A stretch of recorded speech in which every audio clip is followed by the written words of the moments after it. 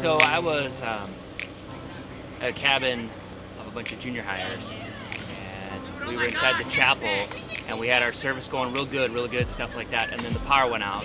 But that didn't stop us. You know, we still did stuff without power. We all moved forward, and the band's instruments didn't work, so they set them all down, but we worshiped. And next thing we know, the youth pastor comes up and tells us that we're going to start going to our evacuation sites. We had to run to the Nicolay, which was our evacuation site. The night of the storm, Friday night, I was in the dining hall. It got really eerie outside, and all of a sudden a bunch of the screens blew out of the building. Didn't think anything of it, that it was just a little windstorm. And then we went outside and saw the devastation. I was thinking this might have been the number 2 worst storm we had at camp, because I was here in '91 for that storm. Didn't take too long to figure out that that wasn't true. This one was by far worse, by way far. So during the storm, I actually got caught coming back from town, a town called Anago, and I was just with like four or five of my friends, and we just suddenly started seeing, wind and rain like I've never seen before. There were several times where we couldn't see the road.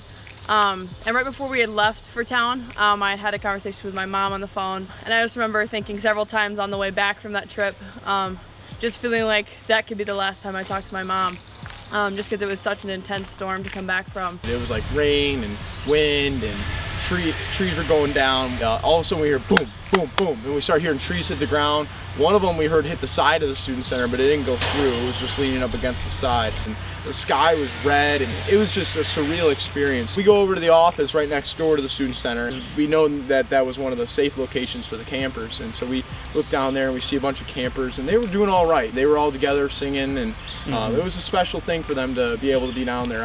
Despite the circumstances. But it was just a really crazy experience. But I was really thankful for Kelsey and Matthew, because they welcomed us into the refuge and just let us have a place to stay that night, even though we were all pretty shaken up from the storm. I had to make sure all my girls were behind me, and it was pouring rain, wind was everywhere, and we had to run from the chapel through this area straight to the Nicolay. And we made it. The program team did a really good job of making sure all the campers were safe and calm, and it was really cool to watch my campers rally together while we were in the Nicolay. They were scared, but once we had each other, they knew that we were all going to be safe, and a bunch of them ended up singing worship songs together, and so it was really cool to see them all come together and know that they were safe. I got into the laundry room, we ducked in there, got the junior hires in there, a bit hysterical, got them settled down, and out the window all we could see is just kind of trees coming down with a crazy orange sky behind it. It took us a little while, but we got everybody in, everybody was safe. I really found the mess afterward pretty wild. A lot of places that I recognized earlier were now unrecognizable. It's only recently that we've uncovered a lot of the damage, but it's been cool working alongside other people who actually know what they're doing. But this is definitely something that I didn't see coming, but I thoroughly enjoyed working alongside people such as Dan Betts, and just being under their kind of care and watching them work and learning from them. It's been pretty cool. It's been very cool to see how the youth groups, the pastors that were here and stuff, how well they worked together with our staff and how patient they were and accommodating. The thing that probably impresses me the most is all these young kids that are here, our summer staff and our volunteers. It's been amazing to see how they jumped in and helped, and this is probably the hardest they've ever worked in their lives. It's been amazing to see how these kids can step up and do something that they've never done before. People take some initiative and take some leadership roles. It's really been fun to see that. I've gotten to work with people that I typically wouldn't get to see around camp, so I've been able to make conversations and grow relationships even through something traumatic like this. But it's been really cool to see everyone work together. We've gotten a lot done in the past few days, more than I really thought we could. It looked bad. A lot of the pathways are clear, a lot of trees are gone. One thing that has really stuck out to me about how I've seen God is really like the body of Christ coming together. We've been able to have different businesses, families from around town, and other camps even. Something like it's been really great working with everybody at camp, just because everyone's just kind of like come alongside of each other and helped each other. It's been really cool to see, even just like God bringing volunteers from just really far away places, even bringing chainsaws, generators, whatever they can to come help, which has been really, really cool to watch. That's like one thing I feel like I've seen God moving in, is just bringing the community together to come help and support, which has just been really awesome to see. So Yeah. To restore this place, you know. It's kind of weird not seeing campers around, you know. It's middle of summer, but we're working hard to make sure that they can come and that they can know Christ and we can make them known. And so it's been an experience in itself, this cleanup process. But to see everyone come together has been an extremely powerful thing. And he's got a plan. We may not always know it. You know, it's like looking through a little peephole of a door. You can't see everything, but God's got a plan going on the other side. We just got to trust in Him.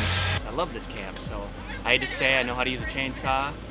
When I've been here, I mean, people have been working so hard. It's been amazing watching God do great work. I think He's made people work harder than they've ever worked before.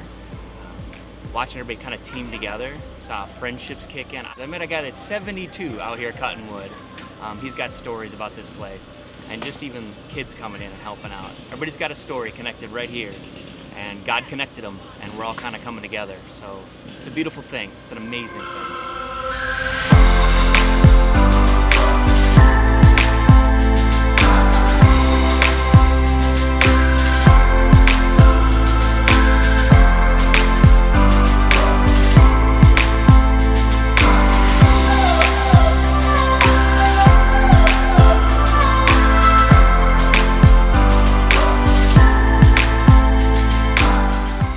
We'd like to take a moment and thank all of you that have been showing your kindness to us and responding to the need that we've had.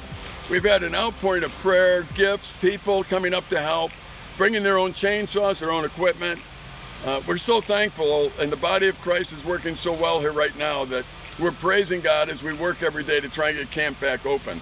In fact, Jason, there's been some other camps that have come and helped us. Yeah, we've had Honey Rock come and help us. We've had Lake Lundgren come and help us. Fort Wilderness come and help us. And we've even had CCCA, so Christian Camps and Conference Association, reach out to us and really start the process of seeing how they can help us. And so we just want to thank the network of other Christian camps that have been the further body of Christ to us. It's been amazing to see that come together. And not only that, you know, the last 5 days we've had our own support staff, our volunteers and our summer staff just giving tirelessly, and it's been awesome to see them just team up and go for it because they're looking forward to campers coming back. Absolutely. It's incredible too. These crews that come up, they come up with their own equipment, trained people, chainsaws. They dive into the woods and they help us as if they know what they're doing, because they do, and they understand our heart. This is the busiest time of the year for these camps. And they're giving people up here to help us right now, so we want to thank them and all the others. Jason, what do we need to do to get this place open now? We're looking forward to trying to get it open. Yep. What are we doing right now to try and get it open, since this is an update? Yeah, so we've been focusing on clearing, and as you can see behind us, I mean, the landscaping of camp is totally different. And so we're trying to get as much stuff out of the way as possible. We're still waiting for electricity. We've heard rumors that we might have it by this weekend. Unfortunately, we did have to cancel another camp, so if you are part of Stuco High School, I apologize. We would love to have you here. And we will. We'll work on it, not this year, but I hope you plan on coming next year and seeing the new camp and understanding some of the new stuff that we have will be for you particularly, and redone in a very professional way. But we're hoping that by Tuesday's our goal, so be praying that we get electricity and that we can get some of this stuff cleared so we can kick back and hit the ground running. We'll limp along a little bit. It won't be what we typically do, but we're hoping to make camp happen come Tuesday. Number one goal, we're going to be safe. So if you're going to send campers up here, I promise you we're going to do things that are going to make them safe. That's what we're working on right now. We also invite you to continue to support us in prayer and giving. Some have asked a specific amount that we're looking for. We really don't know, because insurance companies up here are inundated with things. So we're really not sure what the insurance companies will pay and what they won't pay, but we're moving forward and cleaning it up, and we'll see what happens at the end. So we encourage you to head over to silverbirchranch.org and continue to give towards the Storm Relief Fund. So much has already come in, but like Dave said, we don't know what it's going to look like. And so we're just we just keep saying, let's buckle up for the ride and let's see how the body of Christ comes together and see what God has in this. We're excited. I'm excited to see what that looks like. So thank you for partnering us. Thank you for your thoughts, your prayers, your messages. They mean a ton. And so continue to check to us. We'll keep you updated. And thank you again. We feel loved, we feel your prayers, and we're looking forward to getting things running here again shortly. That's right. God is great, and we're rejoicing in the fact that He's our Father. You rejoice too. We look forward to updating you next time.